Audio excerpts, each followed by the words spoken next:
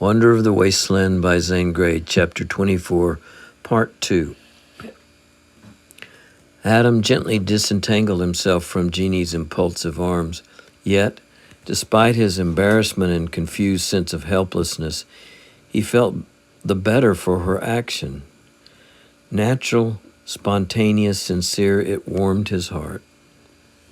It proved more than all else what a child she was. "Jeannie, let me make sure you understand," he said gravely.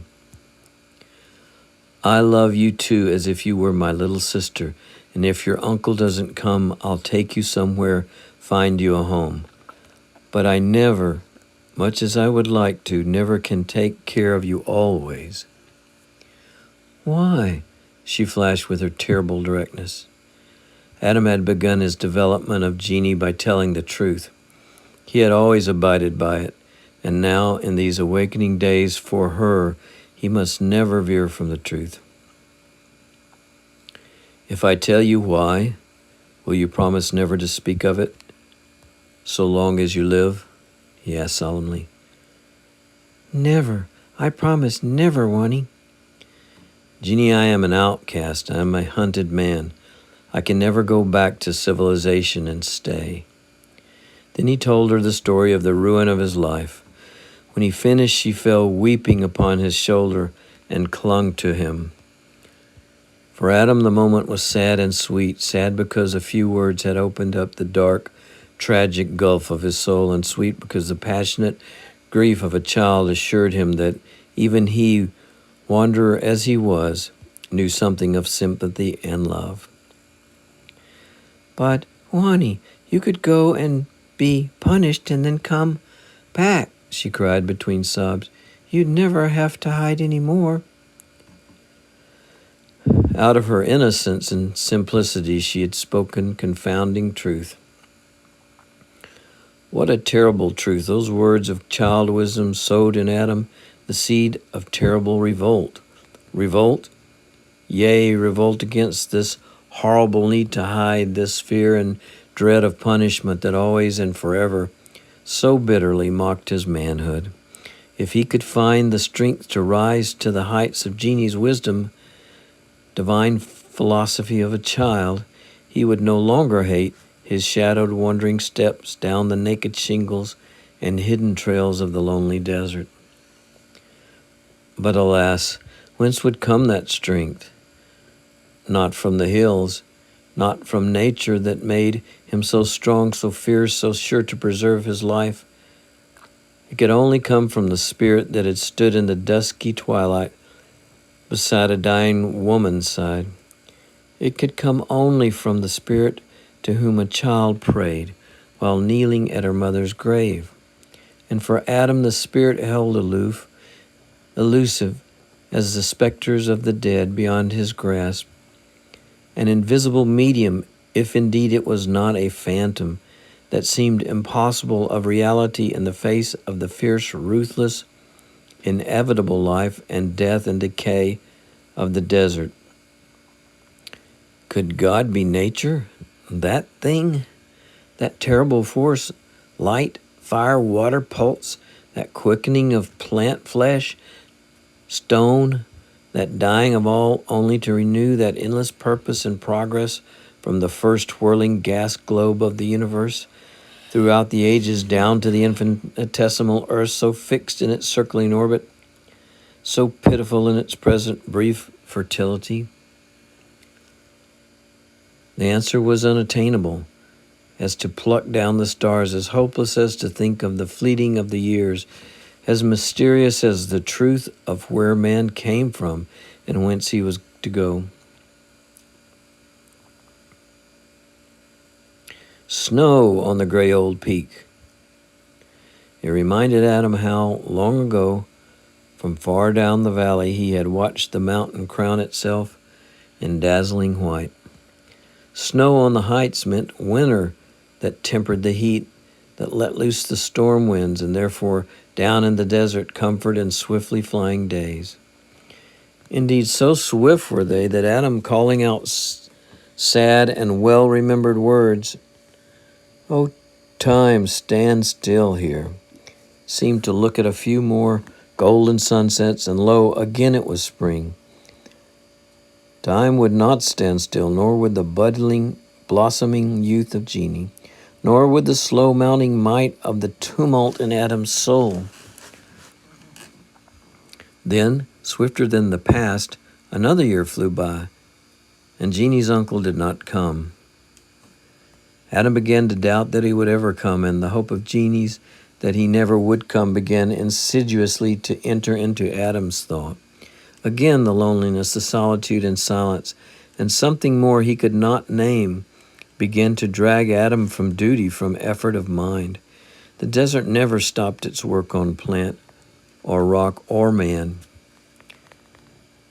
Adam knew that he required another shock to quicken his brain, to stir again the spiritual need, to make him fight the subtle, all-pervading, ever-present influence of the desert. In all that time, Adam saw but two white men, prospectors, passing by down the sandy trails. Indians came that way, but seldom. Across the valley there was an encampment which he visited occasionally to buy baskets, skins, meat, and to send Indians out after supplies. The great problem was clothes for Jeannie.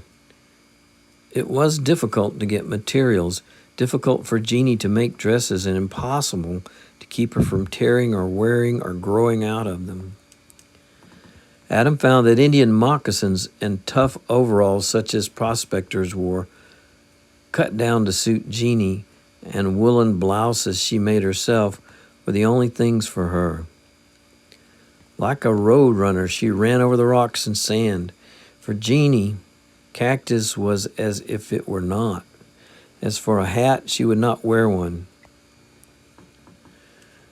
Adam's responsibility weighed upon him. When he asked Jeannie what in the world she would wear when he took her out of the desert to pass through villages and ranches and towns where people lived, she naively replied, "What I've got on." And what she wore at the moment was, of course, the boyish garb that was all Adam could keep on her, and which happened just then to be minus the moccasins. Jeannie loved to scoop up the white, warm sand with her bare brown feet and then to dabble them in the running water. "Well, I give up," exclaimed Adam resignedly.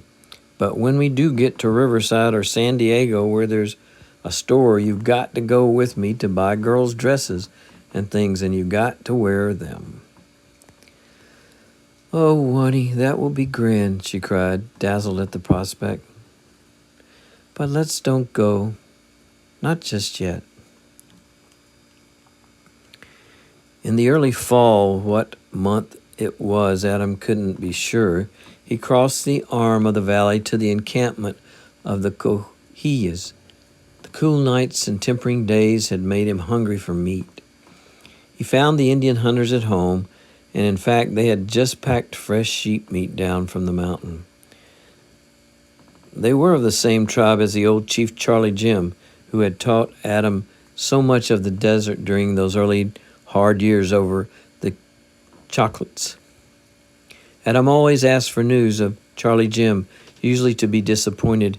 He was a nomad, this old chieftain, and his family had his wandering spirit. Adam shouldered his load of fresh meat and took his way down out of the canyon where the encampment lay to the well-beaten trail that zigzagged along the irregular base of the mountain. He rested at the dividing points of the trails. It was early in the day, clear and still.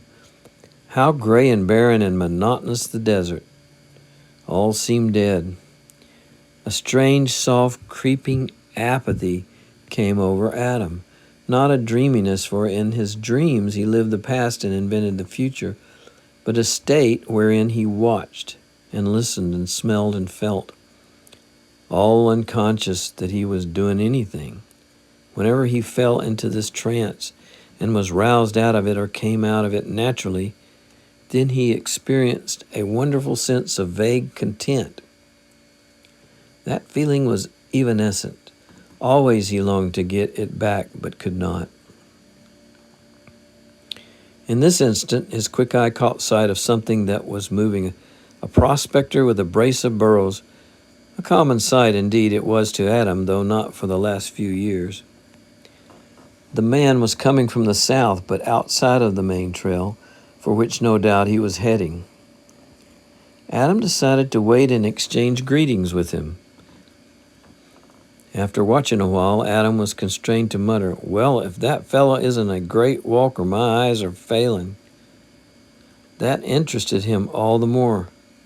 He watched Burrows and Driver grow larger and clearer. Then they disappeared behind a long, low swell of sand fringed by sage and dotted mesquite. They would reappear presently, coming out behind the ridge at a point near Adam. Some minutes later, he saw that the Burrows and Driver had not only cleared the end of the ridge, but were now within 100 yards of where he sat. The Burrows were trotting, with packs bobbing up and down. Only the old slouch hat of the prospector showed above the packs. Manifestly, he was a short man. "Say, but he's a walker," ejaculated Adam. Suddenly, sight of that old slouch hat gave Adam a thrill. Then the man's shoulders appeared. How enormously broad! Then as the Burrows veered to one side, the Driver's whole stature was disclosed. What a stride he had for a man so stout! Almost he seemed as wide as he was long. His gait was rolling and ponderous. He wore old gray patched clothes that Adam wildly imagined he had seen somewhere.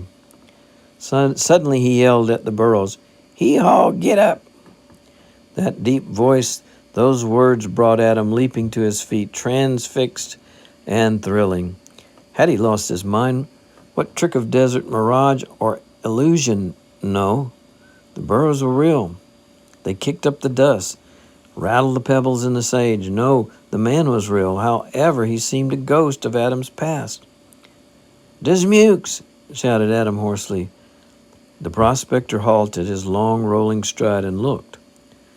Then Adam plunged over the sand and through the sage. He could not believe his eyes. He must get his hands on this man to prove reality. In a trice, the intervening space was covered. Then Adam, breathless and aghast, gazed into a face that he knew, yet which held what he did not know. "Howdy, Wansfeld. Thought I'd meet you." "Sooner or later," said the man. His voice was unmistakable. He recognized Adam beyond any possibility of doubt. Dismukes. In the amaze and gladness of the moment, Adam embraced this old savior and comrade and friend, embraced him as a long-lost brother or as a prodigal son. Then Adam released him with sudden dawning consciousness that Dismukes seemed to have no feeling whatever about this meeting. "Dismukes, I had to grab you just to feel if it was you. I'm knocked clean off my pins," declared Adam, breathing hard. "Yes, it's me, Wansfeld," replied Dismukes. His large, steady eyes, dark brown like those of an ox, held an exceeding and unutterable sadness.